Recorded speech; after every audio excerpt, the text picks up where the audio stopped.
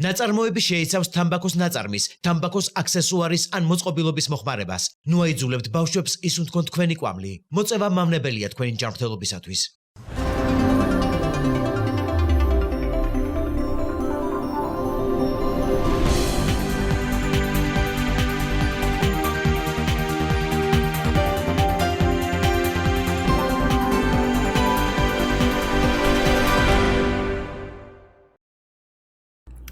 ახალი მაცივრის ან კონდიციონერის ყიდვისას უმეტესობა უპირატესობას მხოლოდ ფასს, დიზაინს და ენერგოეფექტურობას ანიჭებს.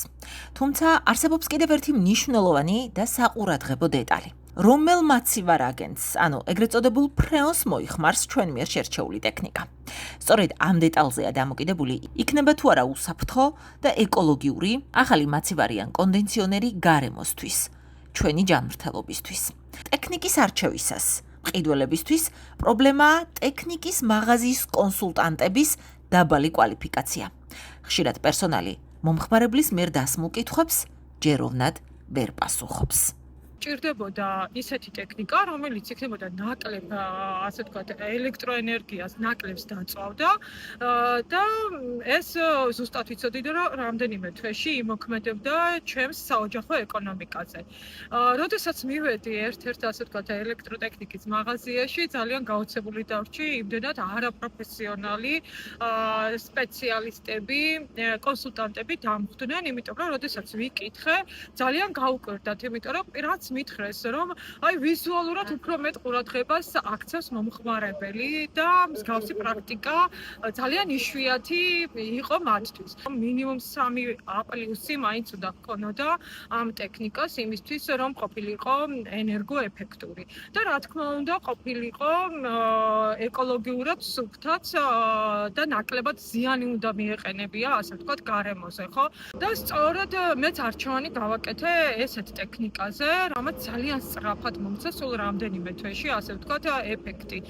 რაც მინდა ვთქვა, რომ რა თქმა უნდა საწყის ეტაპზე მისი თვითღირებულება იყო ცოტა მეტი, მაგრამ მერწმუნეთ ძალიან ეფექტური არის საოჯახო ეკონომიკაზე და ჯიბეზე ეს ძალიან კარგ გავლენას ახდენს, იმიტომ რომ გრძელვადიან პერსპექტივაში, როდესაც ტექნიკას აქვს 5-10 წელი, ასე ვთქვათ, ვადა, ის უფრო მეტ ეკონომიას გაგუკეთებს ფინანსურად, ვიდრე, ასე ვთქვათ, პირველადად უფრო ძვირი თანხის გადახდა. ცოტამ თუ იცის, რომ მაცივრის არჩევა მხოლოდ ოჯახის ბიუჯეტს კი არ ზოგავს, არამედ გარემოს და შესაბამისად ადამიანის ჯანმრთელობას. უნდა ვიცოდეთ, რომ მაცივარსა და კონდიციონერში გამოყენებულია ისეთი ნივთიერებები, ეგრეთ წოდებული ფრეონი, რომელთა გაფრქვევაც სერიოზულ ზიანს აყენებს ოზონის შრეს, იწვევს მის გათხელებას და განლევას. გახსოვდეთ, ოზონის შრე დედამიწის ბუნებრივი დამცავი ფარია, რომელიც მზის ყველაზე საშიშ ულტრაიისფერ სხივებს აკავებს. და თუ ეს ფარი თხელდება, დედამიწაზე უფრო მეტი მავნე გამოსხივება აღწევს. შედეგი კი შეიძლება იყოს კანის კიბოს გაზრდილი რისკი, კატარაქტის გახშირებული შემთხვევები და დაქვეითებული იმუნური სისტემა. ბოლო წლების განმავლობაში საკმარისი მტკიცებულება დაგროვდა, რომ ოზონის შრის განლევას აქვს ცუდი გავლენა ადამიანების სხვადასხვა დაავადებებზე, როგორც არის კანის კიბო, კატარაქტა, თვალის სხვადასხვა პათოლოგიები, ისევე როგორც ზოგადად იმუნურ სისტემას თრგუნავს, რაც ვიცით, რომ ძალიან მნიშვნელოვანი არის ნებისმიერ დაავადებასთან ბრძოლაში. ამიტომ ამ მტკიცებულებების გააზრება და მედიის მეშვეობით ადამიანებამდე მიტანა, რომ ჯანმრთელობისთვის მნიშვნელოვანია, რომ ჩვენ ისეთი პრევენციული ღონისძიებებით დავკავდეთ, რომ თვითონ შრესაც დავიცავთ და ასევე ჩვენ ჯანმრთელობასაც არის ძალიან მნიშვნელოვანი. ამავდროულად მინდა ისიც აღვნიშნო, რომ ოზონის შრის განლევა ცუდად მოქმედებს თვითონ გარემოზეც, ხო? დღესაც ვისაუბრეთ ამაზე და თანამედროვე ბოლო 10 წლეულის განმავლობაში უკვე ძალიან ისეთი ინტენსიური დისკურსია არის სამეცნიერო წრეებში, რომ პლანეტის ჯანმრთელობა პირდაპირ კავშირში არის ადამიანის ჯანმრთელობასთან, ანუ პლანეტარული ჯანმრთელობა ესეთი ცნებაც არის. ამიტომ ეს პრევენციული ღონისძიებები და ეს ცნობიერების ამაღლება და გააზრებული ქცევა, როგორც ყოველდღიურ საყოფაცხოვრებო დონეზე, ისე საკუთარი ჯანმრთელობის კუთხით, გვიცავს ჩვენს მოწყვლად პოპულაციასაც, ასე ვთქვათ, და ჩვენ პლანეტას. ოზონის შრის განლევის გამო მზის მავნებლობის ზრდით, განსაკუთრებით ზარალდებიან ისინი, ვისაც გარეთ მუშაობა უწევთ. აგრარულ სექტორში დასაქმებულები კი ამ მხრივ ერთ-ერთ ყველაზე მოწყვლად კატეგორიად მიიჩნევა.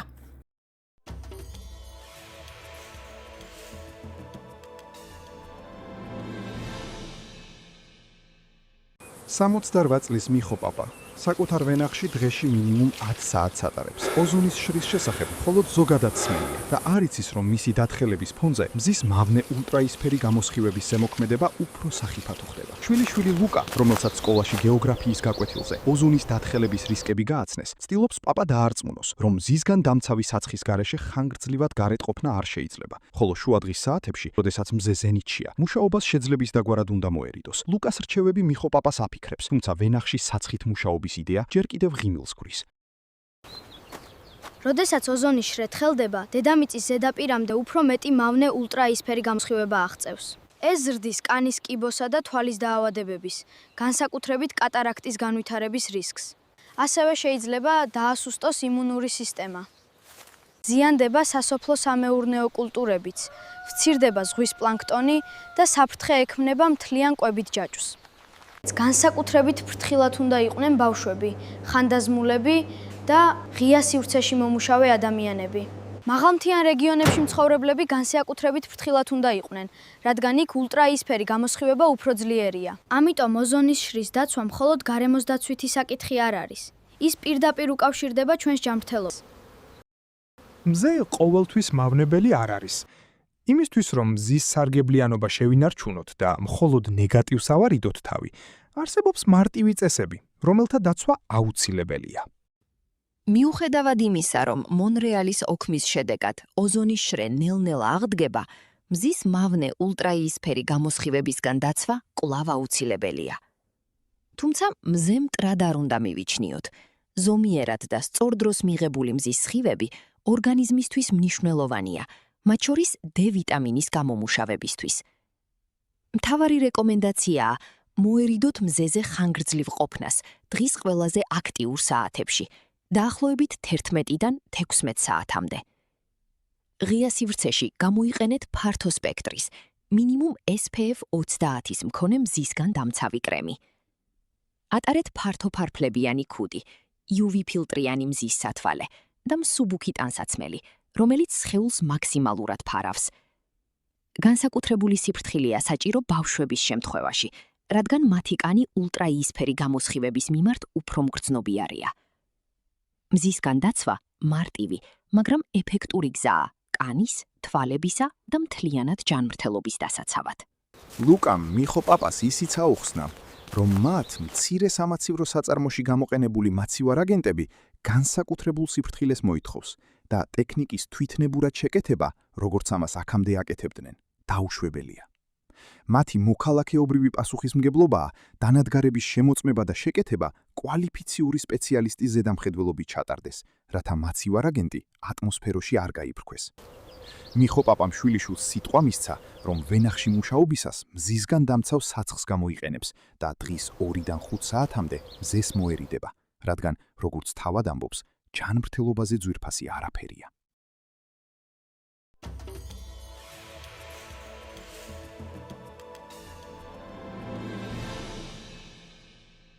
ოზონის შრის განლევის პრობლემა დღის წესრიგში ჯერ კიდევ მეორე მსოფლიო ომის შემდეგ დადგა და არაერთმა ქვეყანამ გადაწყვიტა, რომ ამ პრობლემას საერთოდ ძალისხმევით გამკლავებოდა. 1987 წელს ხელი მოეწერა მონრეალის ოქმს, რომლის მიზანიც ოზონის შრის დამაზიანებელი ნივთიერებების ეტაპობრივი ამოღებაა. ოზონის შრე დედამიწის ბუნებრივი დამცავი ფარია, რომელიც მზის მავნე ულტრაისფერ გამოსხივებას შთანთქავს. ის სტრატოსფეროში დაახლოებით 15-დან 35 კილომეტრამდე სიმაღლეზე მდებარეობს. ოზონის გათხელება მე-20 საუკუნეში დაიწყო, როდესაც ატმოსფეროში მაცივრებიდან, კონდიციონერებიდან, აეროზოლებიდან და სამრეწველო პროცესებიდან ოზონდამშლელი ნივთიერებები მოხვდა. მათ შორის განსაკუთრებით საშიშია CFC-ები და ჰალონები. შედეგად ანტარქტიდის თავზე გაჩნდა ეგრეთ წოდებული ოზონის ხვრელი, სადაც ოზონის რაოდენობა მკვეთრად შემცირდა. მიუხედავად იმისა, რომ სოფლიოში ოზონის შრე საშუალოდ მხოლოდ რამდენიმე პროცენტით შემცირდა, ანტარქტიდის თავზე ზოგიერთ პერიოდში მისი დანაკარგი 50%-ს, ხოლო განსაკუთრებით მძიმე წლებში 70%-საც აღწევდა. სწორედ ამიტომ შეიქმნა მონრეალის ოქმი, რომელმაც ოზონის შრის აღდგენის პროცესი რეალურად დაიწყო.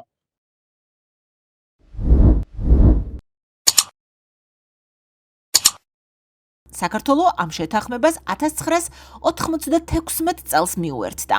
ამ შეთანხმების ფარგლებში ქვეყანამ აკრძალა ოზონდამშლელების იმპორტი. ეტაპობრივად ამცირებს მაცივარ აგენტების მოხმარებას, არეგულირებს მაცივარ აგენტების იმპორტს ლიცენზიებისა და კვოტირების სისტემით. ამზადებს სერტიფიცირებულ ტექნიკოსებს, რათა დაზიანებული ტექნიკის შეკეთებისას მაცივარ აგენტი ატმოსფეროში არ გამოიფრქვეს.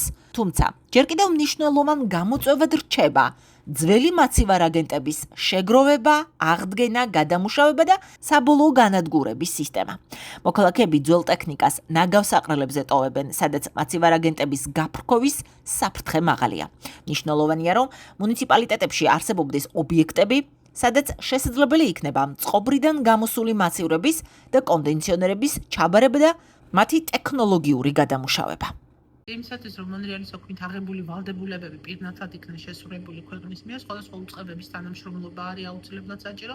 პირველ ხაზზე დგას საბაჟო სამსახური, რომლებიც აკონტროლებენ საქართველოში შემოსულ მაცივარ აგენტებს, რაოდენობას, ანუ მათ კონტროლის ქვეშ არის, როგორც გითხარით, მოხმარებიდან ამოღება ხდება და აკონტროლებენ ვის რა შემოაკოდირებულია, თუ არა და აქვს თუ არა შემოტანის უფლება. ასევე ახალგაზრდა იქნა კანონი მიღებული, რომ აიკრძალა მეორად იმ მოხმარების სამაცივრო დანადგარების შემოტანა, რომლებიც მოიცავენ ოზონდამშლელ ნივთიერებებს და აი ესეც მათი კონტროლის ქვეშ არის. ანუ სერიოზული კონტროლი აქვს და ვალდებულება აქვს ამ კონტროლის და ასევე აუცილებელია ზედამხედველობის სამსახური, რომელიც აღსრულებას აკეთებს, რომ კანონდარღვევები გამოავლინოს და ყველაზე მნიშვნელოვანი არის, რომ სამაცივრო დანადგარები და თბური ტუმბოები და აი ეს დანადგარები სწორად მუშაობდნენ, სწორად რას გულისხმობს, რომ დაზიანებული არ იყოს და ყველაზე მთავარი არის, რომ არ ხდებოდეს მისგან გაფრქვევა და აი ამის კონტროლი. მომხმარებელი უნდა მივიდეს მომზადებული, წინასწარ უნდა იცოდეს, რის ყიდვა უნდა. ჩვენ ლაპარაკობთ ეხლა რა თქმა უნდა სამაცივრო დანადგარებზე და ლაპარაკობთ მომხმარებელზე, ალბათ შეუძლებელი ფიზიკური პირი, რომელსაც უნდა დაუშვათ ახალი კონდიციონერის ან მაცივრის ყიდვა და ასე შემდეგ. აუცილებლად წინა უნდა გაითვალისწინოს, იყოს ანუ A+ კლასის ენერგოეფექტური, ხო შეიძლება ეს ცოტა ძვირი ღირდეს, არის განსხვავება, თუმცა ექსპლუატაციის პერიოდში ამ განსხვავებას თავისუფლად იღებს, იმიტომ რომ გაცილებით ნაკლები გადასახადი და ასევე ყურადღება უნდა მიაქციოს თუ რა მაცივარ აგენტზე მუშაობს, რომ არ იყოს ეს იმ მაცივარ აგენტზე მომუშავე, რომელიც უკვე აღარ შემოდის ქვეყანაში, ეს ისევ მას დააზიანებს, იმიტომ რომ ელემენტარულად იმ მაცივარ აგენტს მაცივარს რო შეკეთება რაღაცა დაჭირდეს, იმ მაცივარ აგენტს საქართველოში ვერ იშოვის, შესაბამისად რაღაცა პოსტარული თუნა შეავსოს და რაც ისეთ მაცივარს დააზიანებს და მომხმარებლის ჯიბეს იმოქმედებს. ოზონის შრის დაცვა თითოეული ჩვენგანის პასუხისმგებლობაა. ამ პროცესში თანაბრად მნიშვნელოვანია როგორც სახელმწიფოს როლი, რომელმაც მონრეალის ოქმით ნაკისრის საერთაშორისო ვალდებულებები უნდა შეასრულოს, ისე ბიზნესის პასუხისმგებლობა, რომელიც ვალდებულია მუდმივად აკონტროლოს საკუთარი სამაცივრე და საკონდიციო სისტემები, იზრუნოს მათ გამართულ მუშაობაზე და პერსონალის კვალიფიკაციის ამაღლებაზე, თუმცა გარემოს დაცვაში მნიშვნელოვანი წვლილი შეტანა თითოეულ მოქალაქესაც შეუძლია. ახალი მაცივრის ან სხვა სამაცივრე ტექნიკის შეძენისას ყურადღება მიაქციეთ, რომ მოწყობილობაში არ გამოიყენებოდეს ოზონის შრისთვის საჭირო მაცივარ აგენტები. დღეს ყველაზე ეკოლოგიურად მისაღებ მაცივარ აგენტად ითვლება R600A იზობუტანი. ის არ აზიანებს ოზონის შრეს. აქვს ძალიან დაბალი გლობალური დათბობის პოტენციალი, გამორჩევა მაღალი ენერგოეფექტურობით და ფართოდ გამოიყენება თანამედროვე საყოფაცხოვრებო მაცივრებსა და საყინულეებში. კიდევ ერთი ეკოლოგიურად უსაფრთხო ალტერნატივაა R290 პროპანი, რომელიც ასევე არ აზიანებს ოზონის შრეს. აქვს დაბალი გლობალური დათბობის პოტენციალი და განსაკუთრებით ფართოდ გამოიყენება კომერციულ სამაცივრე სისტემებში. ტექნიკის არჩევისას სასურველია ასევე მოძებნოთ ნიშნები CFC-free და HCFC-free, რომლებიც მიუთითებს, რომ მოწყობილობა ოზონდამშლელ მაცივარ აგენტებს არ იყენებს. ხოლო წარწერა insulation ციკლოპლენტანი ნიშნავს, რომ თბოიზოლაციისთვის გამოყენებულია თანამედროვე და ეკოლოგიურად უსაფრთხო საიზოლაციო მასალა. ამდენად ახალი მაცივრის არჩევა მხოლოდ საყოფაცხოვრებო გადაწყვეტილება არ გახლავთ, ეს არის არჩევანი ჯანმრთელობის, გარემოს და მომავალი თაობების სასარგებლოდ. შემდეგ ჯერზე, როცა ტექნიკის მაღაზიაში შეხვალთ, გახსოვდეთ, რომ ერთი შეხედვით უმნიშვნელო წარწერა R600A შესაძლოა გაცილებით მეტს ნიშნავდეს, ვიდრე უბრალოდ ტექნიკური აღნიშვნა. თქვენი ჯანმრთელობისკენ მიმავალი გზა შეიძლება სწორედ თქვენი მაცივრიდან იწყებოდეს და ოზონის შრის დაცვაზე გადიოდეს. ახლა ქვეყნის მიერ აღებულ პასუხისმგებლობას დავუბრუნდეთ. რა ხდება საქართველოში ამ მხრივ? როგორ ასრულებს ჩვენი ქვეყანა მონრეალის შეთანხმებაზე ხელმოწერით აღებულ ვალდებულებებს? გაეროს პროექტების მართვის მენეჯერს მოვუსმინოთ. აქ არის ურთიერთდაკავშირებული ძალიან ბევრი მიმართულება. შესაბამისი საკანონმდებლო მუშაობა, შესაბამისი უნარების გაძლიერება, შესაბამისი აღჭურვილობა, ანუ სისტემა უნდა იყოს, ანუ ამ სფეროში დასაქმებული ხალხი უნდა იყოს აუცილებლად სათანადო იარაღი აღჭურვილობებით აღჭურვილი, აუცილებლად ტრენინგები უნდა ქონდეთ გავლილი და რაც ასევე, ძალიან მნიშვნელოვანი არის და რაცაც 2025 წლიდან ხორციელდება მხოლოდ სერტიფიცირებულ პირს სამაცივრო სექტორში, ჰაერის კონდიცირების სფეროში მხოლოდ სერტიფიცირებულ პირს შეუძლია მომსახურების გაწევა და ამაზე ძალიან დიდი ენერგია დაიხარჯა, შესაბამისი საკანონმდებლო ცვლილება, შესაბამისი სერტიფიცირებული სპეციალისტების მომზადება, თუმცა ახლა კიდე შემდეგი ნაბიჯებია გადასადგმელი. ბიზნესს მიეცა გონივრული ვადა ახალ რეალობასთან, ახალ მოთხოვნებთან ადაპტირებისთვის, რადგან აუცილებელია კანონი აღსრულდეს ისე, რომ ბიზნეს სოციალურ-ეკონომიკური ფონი არ დაუზიანდეს.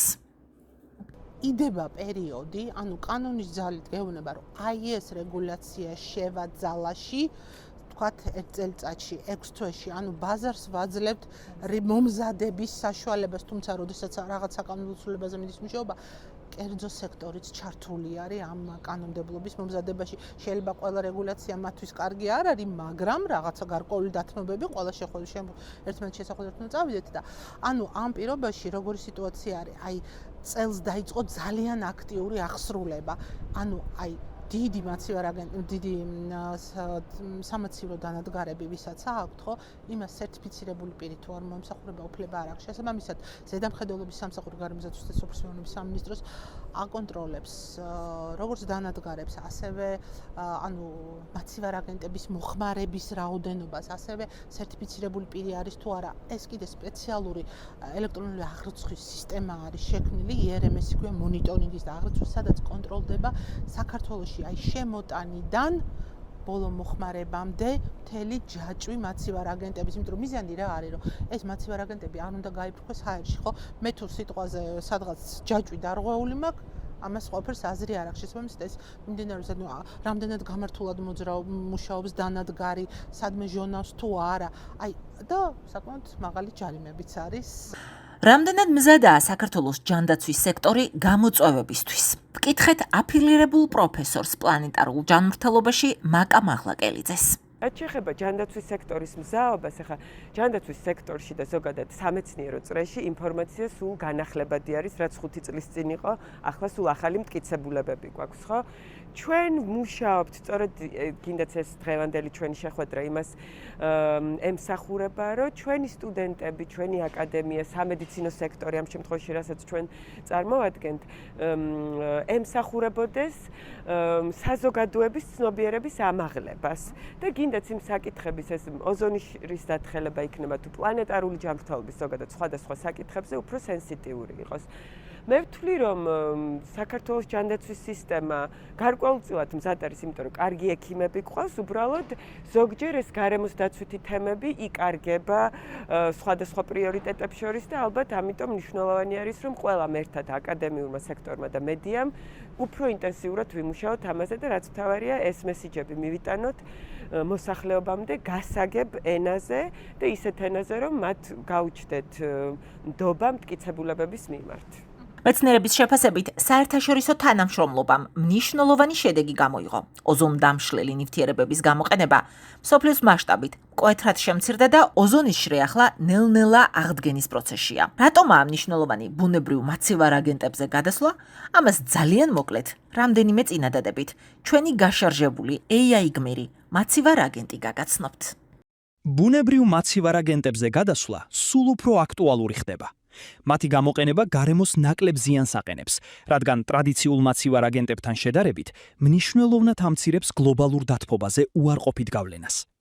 სპეციალისტების შეფასებით, ეს ნაბიჯი არა მხოლოდ კლიმატის დაცვის, არამედ ენერგოეფექტიანობის გაზრდის მიმართულებითაც მნიშვნელოვანია. და ბოლოს ერთი საინტერესო ფაქტიც.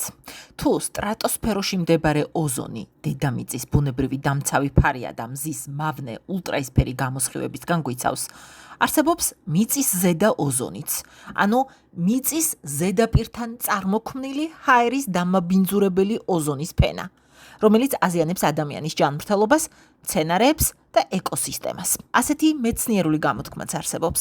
კარგი ოზონი მაღლა, ცუდი კი დაბლა.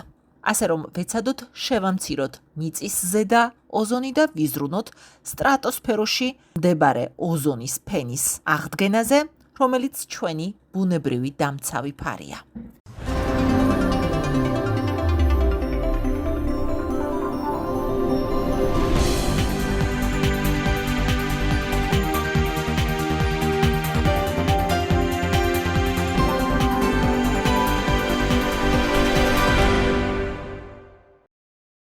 ნაწარმოები შეიცავს თამბაქოს ნაწარმის, თამბაქოს აქსესუარის ან მოწყობილობის მოხმარებას. ნუ აიძულებთ ბავშვებს ისუნთქონ თქვენი კვამლი. მოწევა მავნებელია თქვენი ჯანმრთელობისათვის.